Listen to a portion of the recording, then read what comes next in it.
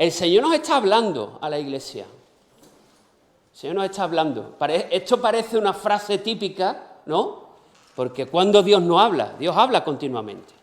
Pero yo creo que en las últimas, yo me atrevería a decir, sin remontarme demasiado para atrás, que el Señor nos está hablando de una manera muy concreta y muy específica desde el inicio del año, con la palabra pastoral que nos trajo el pastor. ¿Quién se acuerda? ¿Alguien se acuerda de los que estamos aquí? Ostras, no me entero de nada. A ver, vamos a intentar hacerlo al unísono. 1, 2 y 3. Levantémonos y edifiquemos. Exactamente. Genial. Y creo que el Señor nos está hablando en concreto desde el inicio del año, como bien decía, ¿no? De levantarnos, de edificar. Acordaros del símil de tapar grietas, ¿verdad? De estar listos, estar preparados, y el Señor nos sigue hablando a través de eso. Y antes de comenzar con la palabra rápidamente, antes hablaba con un hermano, antes hablaba con Agustín, ¿verdad? Y él me compartió también una palabra que le había dado el Señor, y hablaba en esa misma línea de estar listos, de estar preparados, porque el Señor viene y el Señor tiene planes con nosotros. Va muy en línea con una parte de lo que Edison compartió la semana pasada. ¿Quién estuvo aquí la semana pasada? Qué poca gente, ¿no? ¿Esto qué es? ¿Que cada semana viene uno o algo? ¿Qué pasa aquí? Bueno, Edison, uno de los pasajes que usó fue el de las 10 vírgenes, que 5 estaban preparadas. Acordaros de ese pasaje de la Escritura. 5 vírgenes tenían aceite en la lámpara para recibir ¿a quién? Al esposo. En esa misma línea nos está hablando el Señor, de prepararnos, de estar listos. Amén. Así que, hermanitos, hermanitas, queridos y queridas, tomemos conciencia de lo que nos está hablando Jesús. Tenemos que estar listos, tenemos que levantar, tenemos que edificar, tenemos que tapar, tenemos que enfocar nuestras grietas, tenemos que tener aceite en nuestra lámpara. Amén. ¿Sí? ¿De qué os quiero hablar hoy? Fijaros, el título del mensaje de hoy es 2 batallas. 2 batallas. Y esto suena muy épico, ¿no? Sabéis que a mí me gusta mucho el cine. Hoy no voy a hablar de películas. Así que los que estéis esperando una película para ver, hoy no voy a hablar de películas. Hoy os voy a hablar de algo diferente. Podía haber cogido una película, porque ¿cuántas películas hay de batalla, de guerra y todo este rollo? Un montón ahí hay un material increíble. Pero os voy a hablar hoy de algo muy concreto, y voy a utilizar una ilustración sin vídeo, sin películas, sin vídeo, sin nada. Os voy a hablar de un país en concreto. ¿Alguien ha escuchado hablar de Corea del Norte? Sí. ¿Qué os suena de Corea del Norte? ¿Alguien sabe algo de Corea del Norte? ¿Sabe dónde está más o menos? Me vaya a decir, la península de Corea. Eso no vale, hombre. Obviamente. En Asia. Bien, vamos bien encaminados. Bueno, ¿alguien sabe algo más? ¿No? ¿Hay por ahí un dictador? Está prohibida la Biblia. Bueno, estamos llegando a conclusiones. Es un país muy particular, Corea del Norte, ¿no? Sí, Corea del Norte es un país que está, obviamente, en la península de Corea.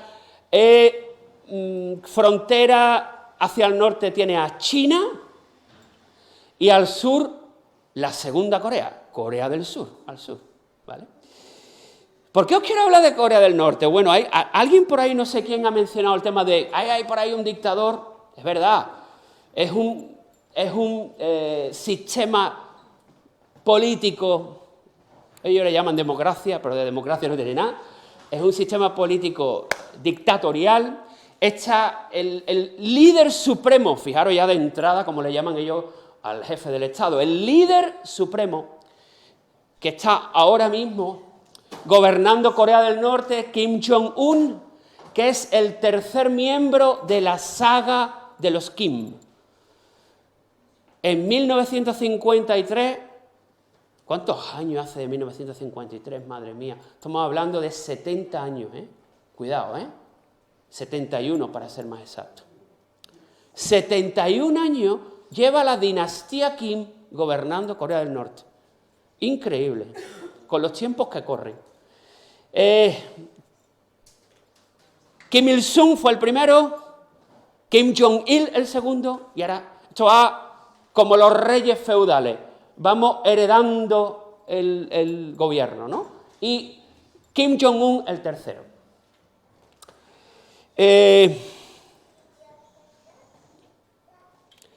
Como decía, Corea del Norte es un país súper peculiar, con peculiaridades. Bueno, cuidado, que no es un país ahí de medio pelo, ¿eh? O sea, con todo el respeto, pero que no es un país pequeño. Estamos hablando de 25 millones de personas. ¿Sabes cuánto tiene Noruega, por ejemplo? ¿Cuántos habitantes? Alrededor de 5. O sea, 5 veces Noruega. Estamos hablando de 25 millones de personas que viven bajo ese régimen.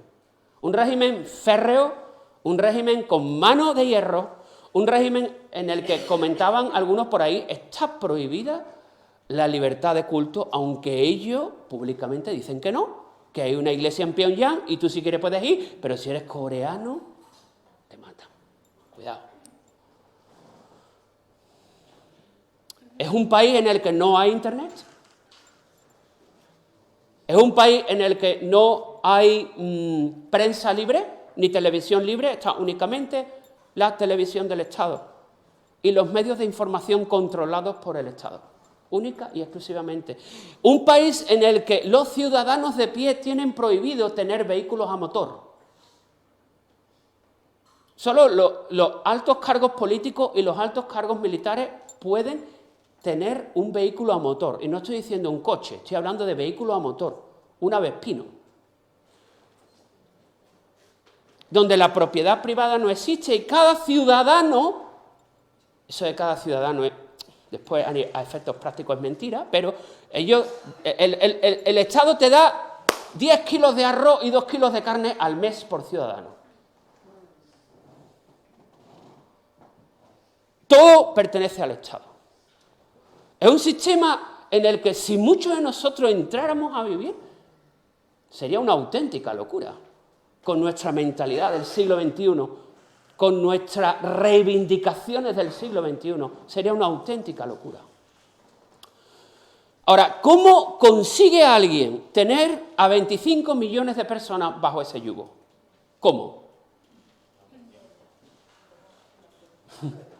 Bueno, tiene mérito entenderme la expresión, entenderme del mérito que hablo, pero sin duda tiene mérito el que ese sistema se haya perpetuado durante 71 años, ¿eh? Ojo, no estamos hablando de 71 años bajo ese yugo. Corea del Norte es un país en el que la propaganda política es brutal. O sea, ¿cómo consigo yo dominar la mente de 25 millones de personas? Te lo voy a decir con una palabra, con mentiras. Con mentiras. Haciéndote creer una mentira. Haciéndote creer algo que no es cierto. ¿Te digo algunas de ellas? Los biógrafos oficiales de los líderes supremos, Kim Jong-un, Kim Jong-il, Kim Il-sung, toda esta gente, abuelo, padre, nieto, pues tienen registrado en sus biografías oficiales datos como que Kim Jong-il aprendió a andar con 3 semanas y a hablar con 8 semanas.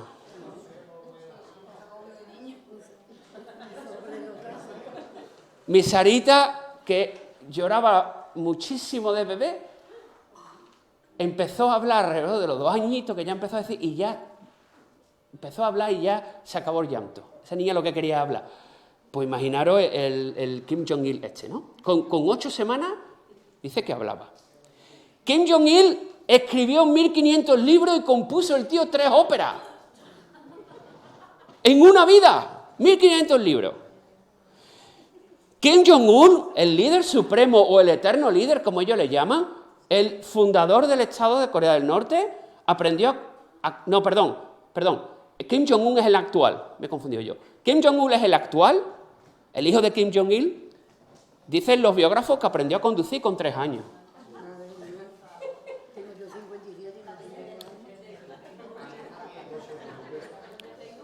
Ojo, más datos.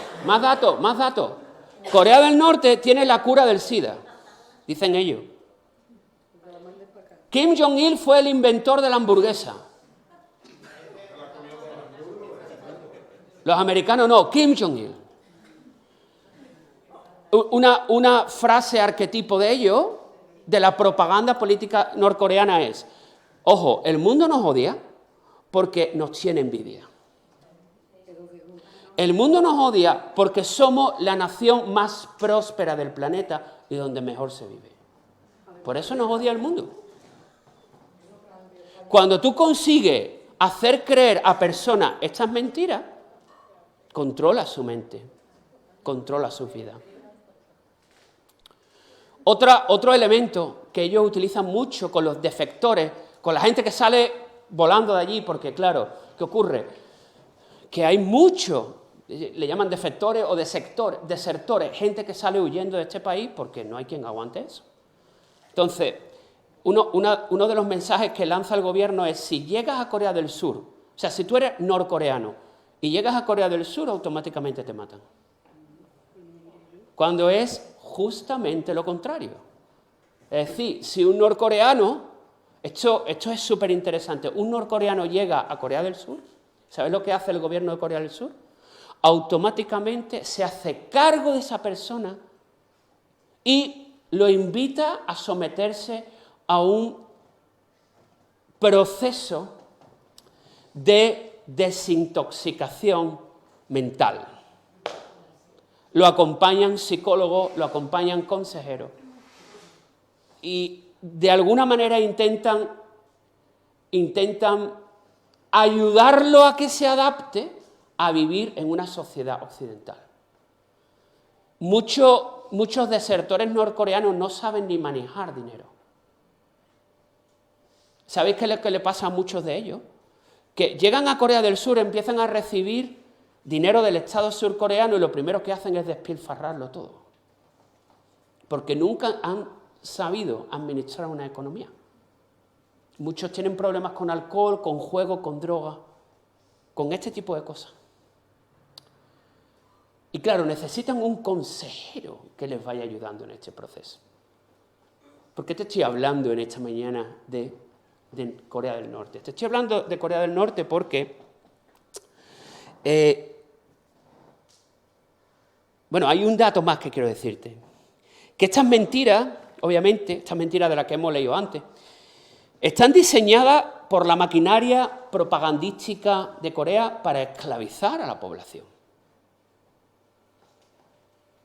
y aniquilar cualquier tipo de pensamiento libre o discrepante. ¿Sí?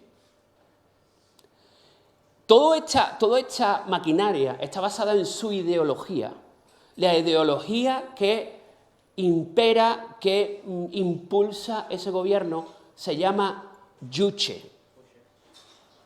Déjame explicarte en resumidas cuentas, en una oración, en 2 palabras, lo que significa Juche.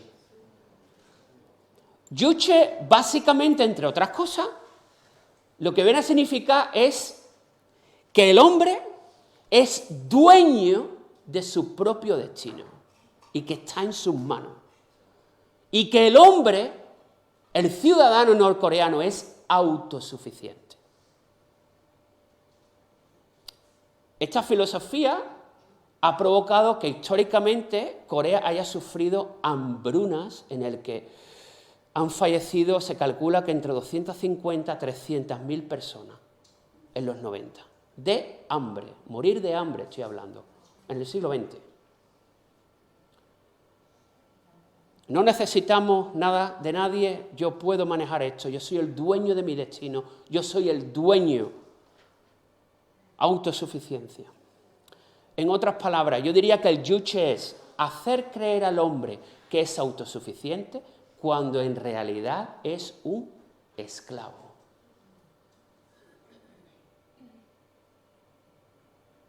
Hacer creer al hombre que es autosuficiente cuando en realidad el hombre es meramente un títere, un esclavo en manos del Estado. Tremendo, ¿verdad? Tremendo. ¿Por qué te voy a hablar hoy de dos batallas? Porque la batalla más importante que enfrenta el ser humano día a día está aquí. Está en la mente. Si controlas la mente, controlas a la persona. Y toda esta historia que os he contado de Corea del Norte me recuerda a una batalla que se libró hace muchísimos años y que encontramos en la Escritura. Te voy a repetir lo que acabo de decir antes. La filosofía yuche quiere decir autosuficiencia, es decir, hacer creer al hombre que es autosuficiente cuando en realidad es un esclavo. Hace muchos años encontramos un cuadro similar. Un personaje quiso vender una manera de pensar que parecía garantizar la libertad, pero cuyo último fin era esclavizar. Acompáñame a Génesis capítulo 3.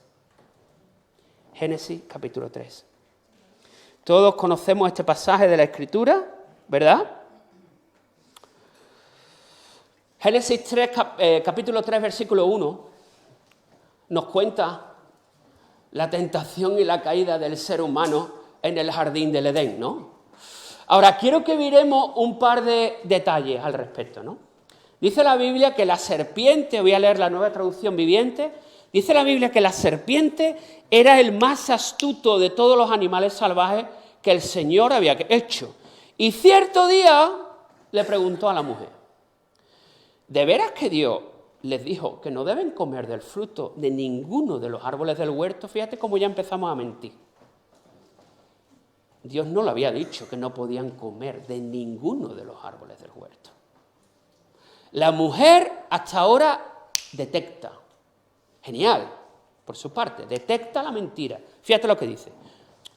Claro que podemos comer del fruto de los árboles del huerto. Es solo del fruto del árbol que está en medio del huerto del que no se nos permite comer. Dios dijo, no deben comerlo ni siquiera tocarlo. Si lo hacen, morirán.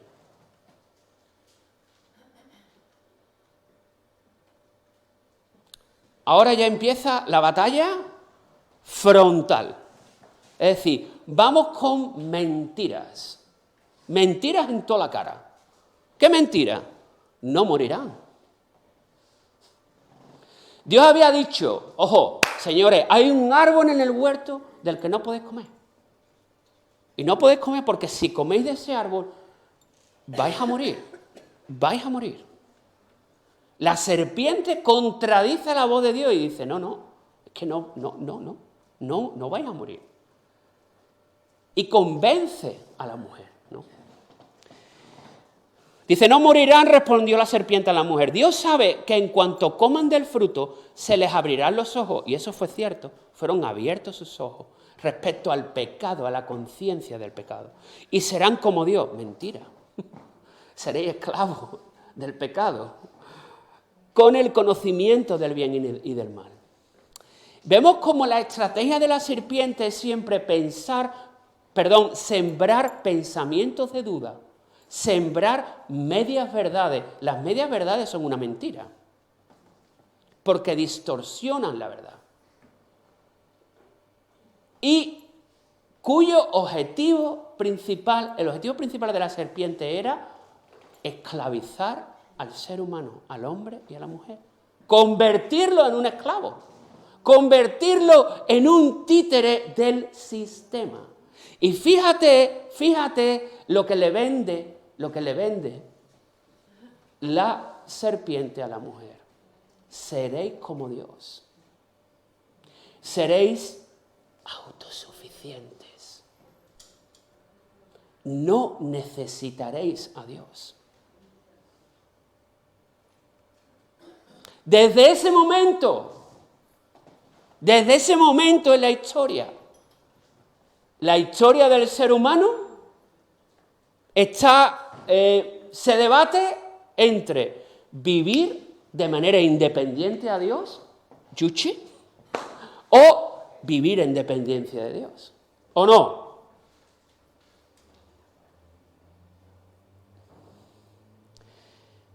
Claro, ¿qué ocurre? Que la creación de Dios, el propósito con el que Dios creó al hombre no es para que fuera independiente de él, sino para tener una relación padre-hijo. ¿Sabes qué es lo más trágico de toda esta historia? Una de las cosas más trágicas de esta historia, que no he terminado de leerla, pero bueno, voy rápido. Una de las cosas más trágicas y que creo que fue lo que le rompió el corazón al Padre, a Dios, ¿sabes cuál fue? El hecho de que tanto la mujer como el hombre dudaran de su bondad. El hecho de que ciertos límites que puso Dios estaban pensados para protegerlo y no para controlarlo. El hecho de que asumieron que Dios era un tirano y no un padre. Yo creo que lo que más le rompe el corazón a Dios es eso. Más que el hecho en sí de comer el fruto de la desobediencia. Por supuesto que también. Pero cuando malentendemos su naturaleza, le rompemos el corazón al Señor. Cuando entendemos que en vez de un padre que quiere protegernos, creemos que es un tirano que quiere cortarnos el rollo. Estamos malentendiendo a Dios por completo. No nos hemos enterado de nada.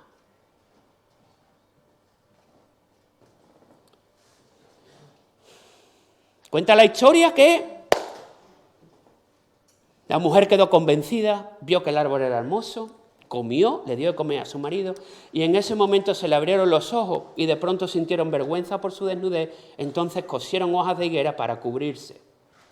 La historia del hombre se debate entre vivir de manera independiente siguiendo la filosofía yuche, vivir en dependencia de Dios, número 2. Una vez que tú has dado ese paso de independencia, te escondes, te cubres, porque sientes vergüenza.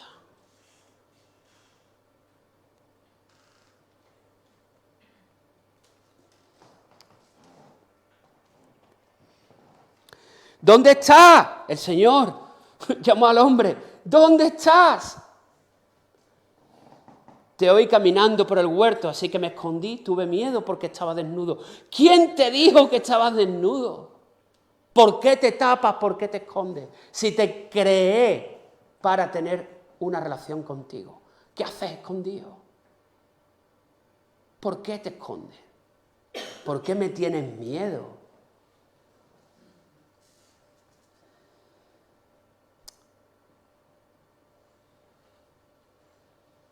Me imagino, estas son cosas mías y paranoias mías, ¿vale?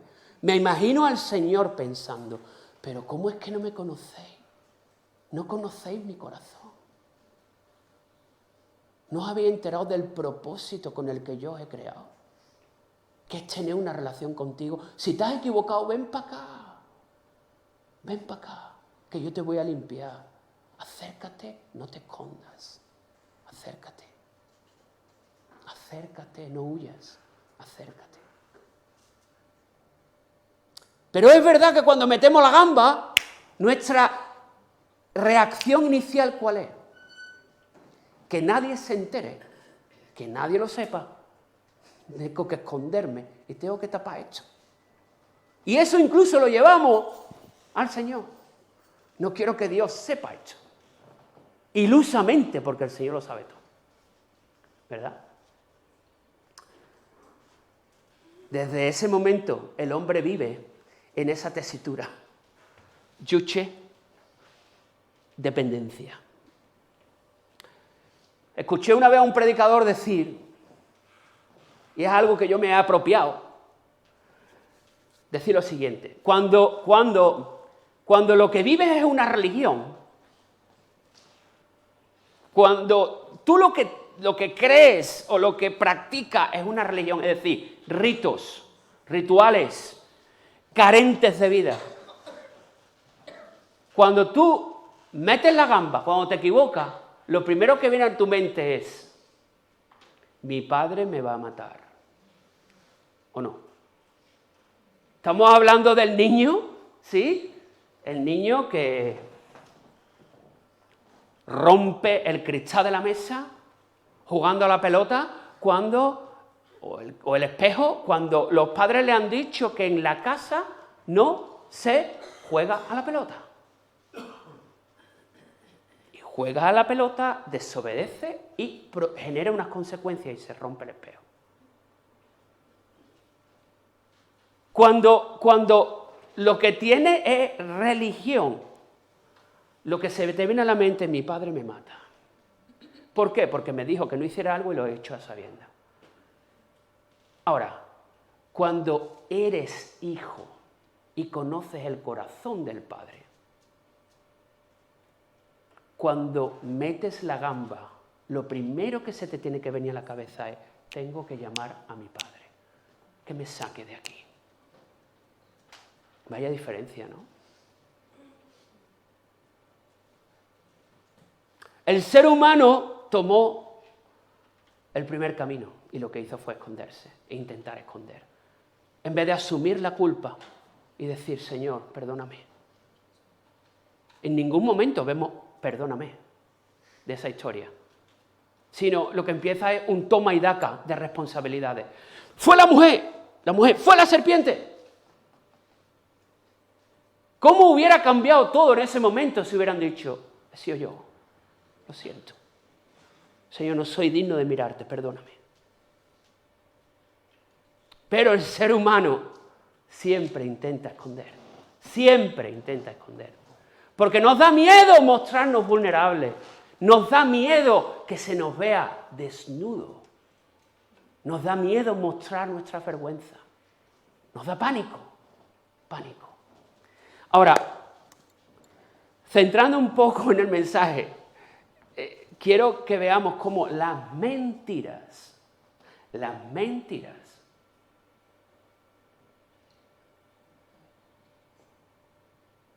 pueden provocar que una vida se descarrile por completo. El creernos mentira puede llevarnos a una situación trágica, como pasó aquí. Una tragedia.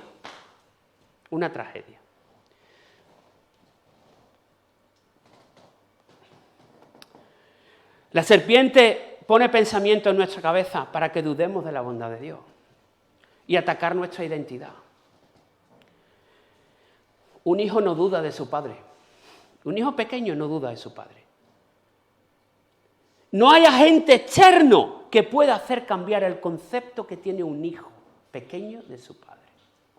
Porque está seguro de que su padre lo va a cuidar y lo va a proteger y va a ir por delante suya. Obviamente si la relación es sana, ¿no? La serpiente sembró duda poniendo en tela de juicio la bondad de Dios y el hecho de que Él es un padre bueno. Hizo creer a Eva que en vez de hijos amados, ellos eran esclavos de Dios. Eso es lo que hizo la serpiente. Le vendió el discurso de ustedes estáis esclavizados por Dios, que nos deja libres.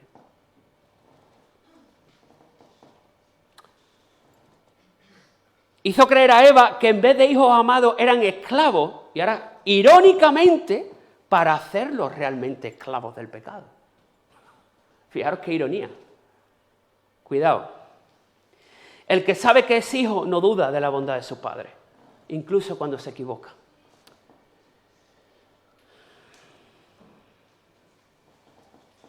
La aceptación de esa mentira rompió el corazón del padre y acabó esclavizando al ser humano al miedo a la vergüenza y al pecado. La primera batalla acaba en derrota, en tragedia, en muerte y en esclavitud.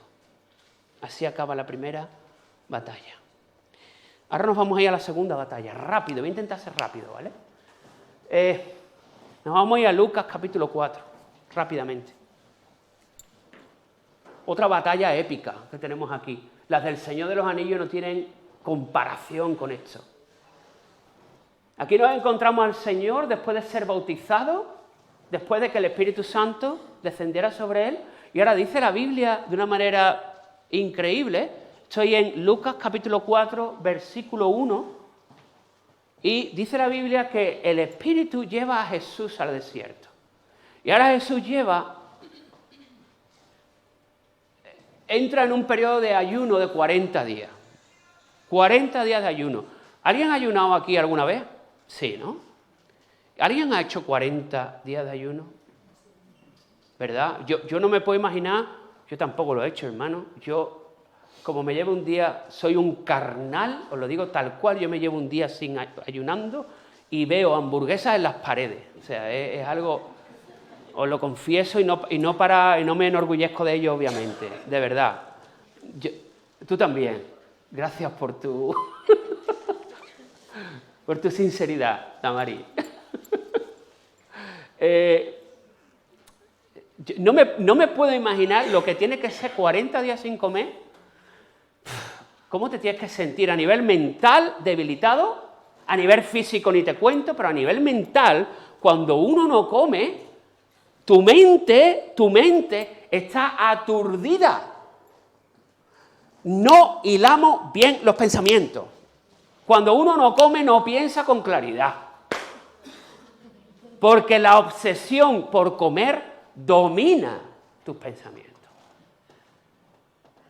En esa situación de extrema, déjame decírtelo de esta manera, extrema debilidad física, es cuando el diablo se acerca a Jesús en el desierto.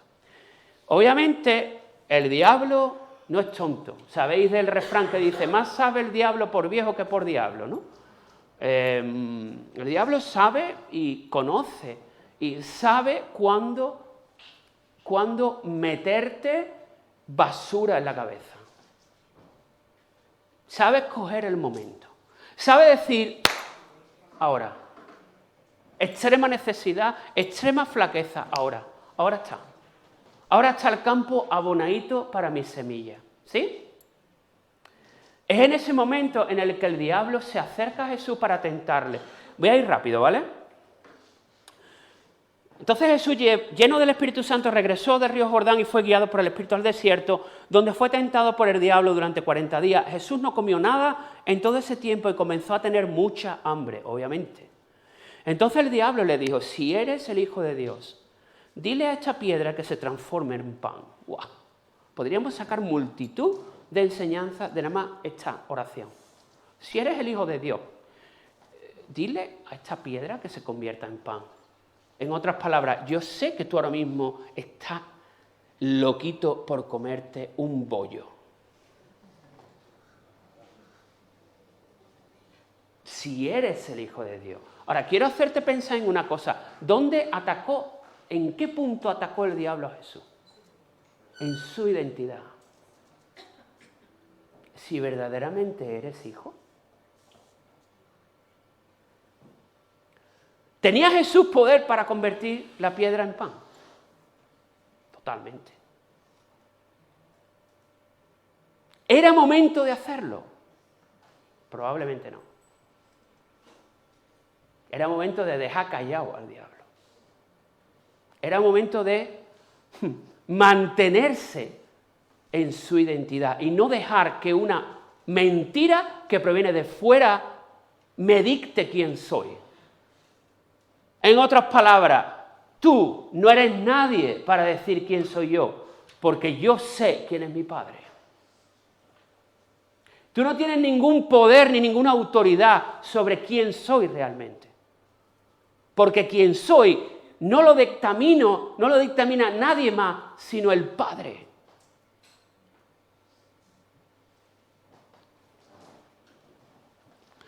Jesús le dijo, no, las Escrituras dicen, la gente no solo vive de pan. Entonces el diablo lo llevó a una parte alta y desplegó ante él los reinos del mundo. Y le dije, ¿no? Voy rápido. Te daré toda la gloria de estos reinos y autoridad sobre ellos, porque son míos para dárselo a quien yo quiera. Te daré todo esto si me adoras. Jesús le respondió, las Escrituras dicen, adora al Señor tu Dios y sírvele únicamente a Él. Jesús utiliza la Escritura para quitar de un plumazo dardos, quitar de un plumazo mentiras, ¿no? Pero cuidado con la estrategia del que sabe más por viejo, cuidado, porque fijaros lo que hace ahora. De nuevo, donde ataca es en la identidad, de nuevo, si eres hijo de Dios, si eres quien tú dices que eres, tírate. Dice que lo lleva al Jerusalén, al punto más alto del templo, y le dice, si eres hijo de Dios, tírate. Pues las Escrituras dicen, Él ordenará a sus ángeles que te protejan y te guarden y te sostendrán con sus manos para que ni siquiera te lastimes el pie con una piedra. Fijaros cómo aquí incluso el diablo utiliza la Escritura para manipularla e intentar conseguir que Jesús cediera a sus pensamientos, sembrara dudas en su mente, en su identidad y finalmente torciera su propósito. Ahora lo veremos. Jesús le dice, las Escrituras también dicen, no pondrás a prueba al Señor tu Dios. Cuando el diablo terminó de tentar a Jesús, lo dejó hasta la siguiente oportunidad. Como decía antes, el diablo tentó a Jesús intentando sembrar dudas en su identidad como hijo. Lo mismo que intentó hacer en el Edén y le salió bien. Dudas en cuanto a la identidad como hijo.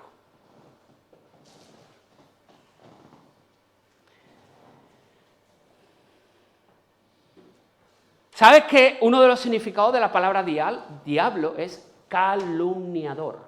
¿Sabes qué es un calumniador? ¿Qué es una calumnia? Una mentira deliberada. Todo lo que habla es mentira. Todo lo que consigue es a través de hacerte creer una mentira. Lo intentó con el ser humano, le salió bien. Lo intentó con Jesús, le salió mal. Lo intenta contigo y conmigo todos los días. Todos los días. Al menos conmigo, todos los días. Todos los días.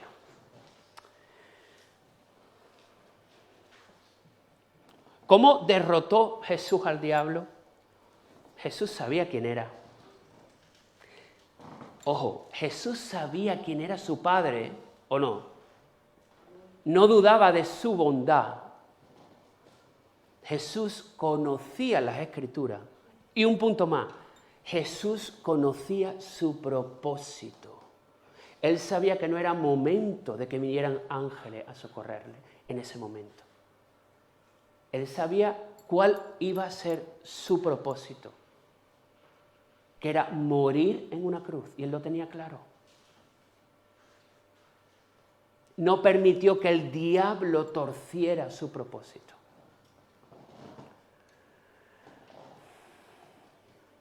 La segunda batalla acaba en victoria. Y yo pregunto, ¿sabemos quiénes somos? ¿Sabemos quién es nuestro Padre? ¿Conocemos las Escrituras? ¿Conocemos nuestro propósito en la vida? Que no es otro que glorificar a ese Padre. Amar, Señor, tu Dios con todo tu corazón, tu mente, tu fuerza y al prójimo como a ti mismo. Ese es nuestro propósito. Después puede estar traducido en múltiples cosas prácticas, pero ese es nuestro propósito. Hoy en día la serpiente sigue intentando ganar la batalla en nuestra mente, sembrando dudas acerca de quién somos, de quién es Dios, de cuál es nuestro propósito en la vida. Si creemos la mentira, ya sabemos cuál va a ser el resultado. Nos trasladamos directamente a Corea del Norte. Así es. Dice, he leído por ahí que algún experto dice que de todas las mentiras que podemos creer acerca de nosotros mismos, de todas las mentiras que podemos creer acerca de nosotros mismos, la mayoría se pueden resumir en tres mentiras fundamentales.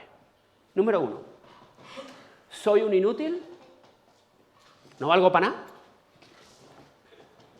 Soy odioso. ¿Qué significa eso? Que nadie me quiere, nadie me ama. Y número 3, no valgo absolutamente nada. No tengo valor.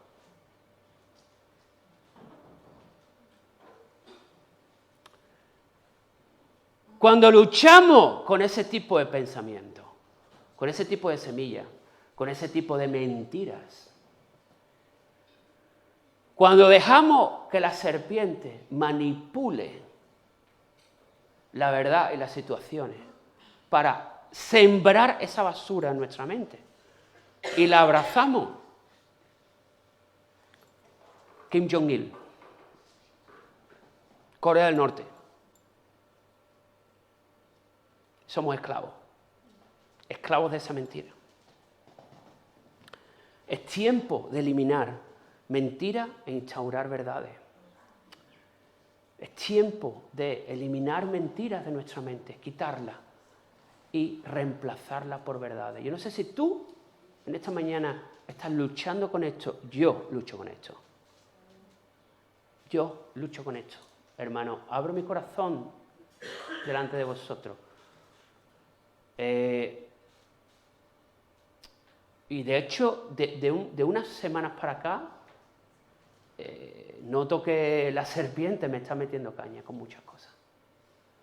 Cosas que tienen que ver con, y no restringidas a estas, cosas que tienen que ver con, ¿estás solo? Eres un desastre. ¿Cuántas veces te has dicho a ti mismo, soy un desastre? No valgo para nada, tío. No tengo solución. Cuando has cometido un error. Yo tengo el soy un desastre en la mente continuamente. Y eso es un error. Porque mi padre a mí no me ve como un desastre. Porque un padre no ve a un hijo suyo como un desastre. A pesar de que se equivoque mucho. A pesar de que tropiece. A pesar de que solo por la vida sea un desastre. Pero con él no lo soy. Apegadito a él no lo soy, un desastre. Porque eso lo que hace es que estoy llamando desastre a Dios. Si Dios me ha hecho a mí a su imagen y semejanza y yo digo que soy un desastre, estoy diciendo que Dios ha hecho un desastre. Todo el mundo me entiende, ¿no? No estoy hablando de una...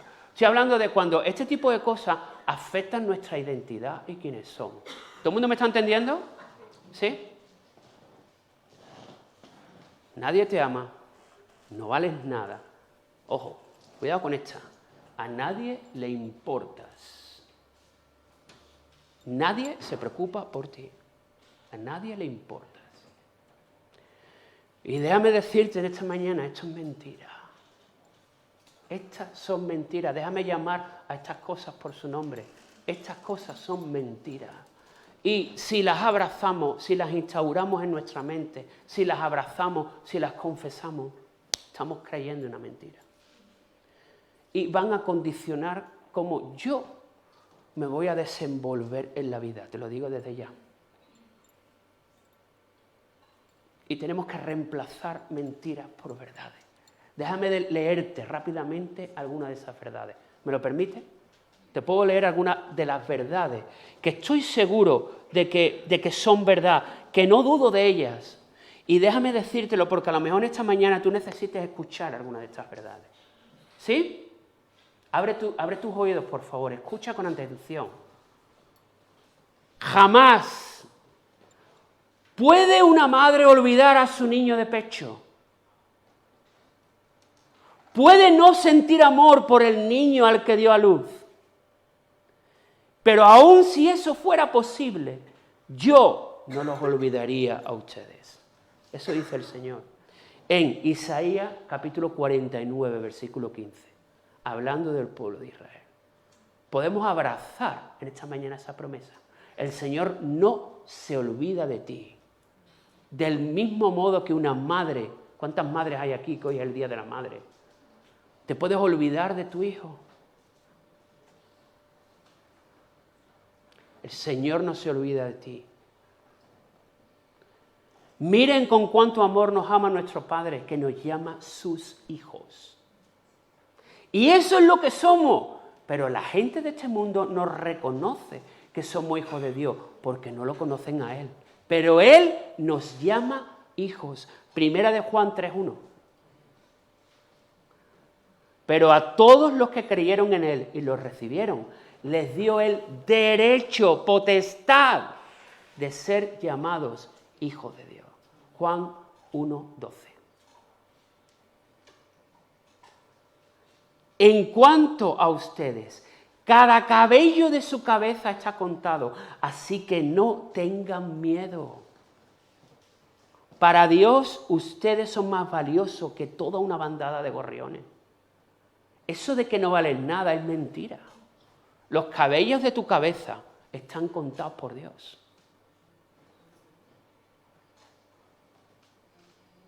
Pues Dios amó tanto al mundo que dio a su único Hijo, para que todo aquel que en Él crea no se pierda, sino que tenga vida eterna. Estos versículos que leemos como de pasada, que no los sabemos de memoria, perdemos la profundidad de ellos cuando los leemos de pasada y no nos paramos a contemplarlos con la óptica de un hijo.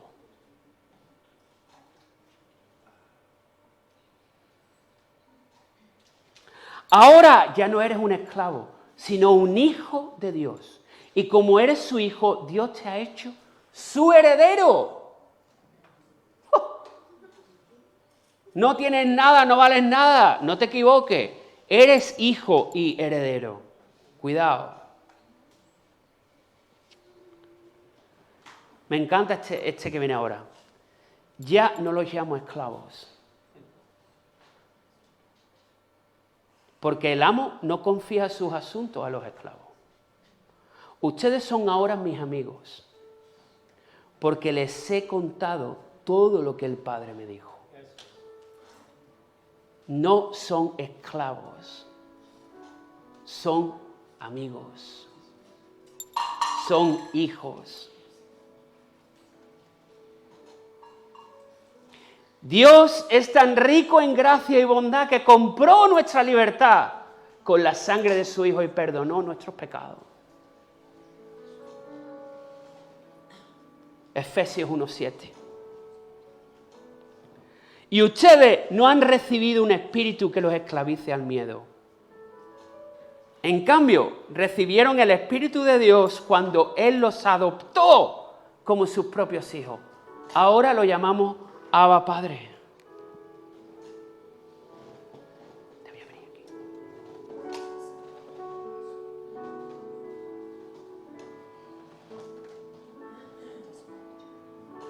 ¿Sí?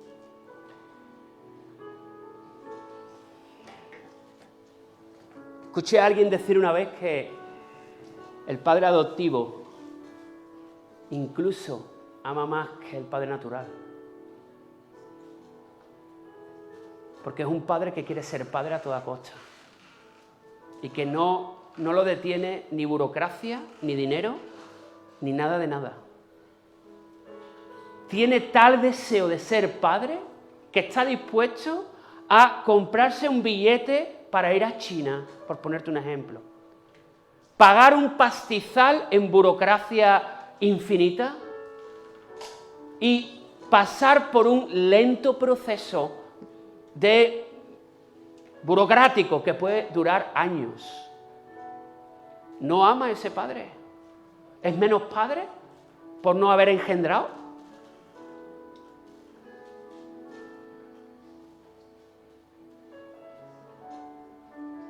¡Qué maravilla! ¡Qué maravilla! ¡Qué pasada, eh! Uf. Cuando vemos eso, que Dios nuestro Padre adoptivo y que eso no le quita ningún tipo de mérito a su paternidad, sino que le añade más mérito. Es tremendo. ¿Cómo puedo decir que soy un desastre? ¿Cómo puedo decir que no valgo nada? ¿Cómo puedo decir que nadie me ama? ¿cómo puedo decir que no soy importante? Yo te animo en esta mañana a que reemplaces las mentiras por verdades. A que